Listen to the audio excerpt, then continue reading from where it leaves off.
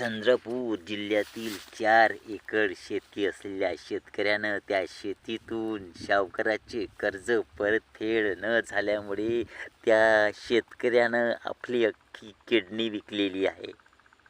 मी तर म्हणेन की या शेतकऱ्यानं जगावं की मरावं अशी स्थिती या शेतकऱ्याची झालेली आहे.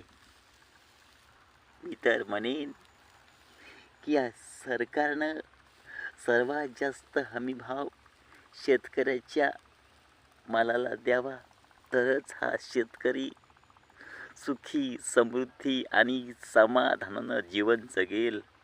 आपल्या मुलाबाळांना शिकवू शकेल, काहीतरी बनवू शकेल. शासनानं सर्वात जास्त हमीभाव शेतमालाला द्यावा, हीच माझी या सरकारला विनंती आहे.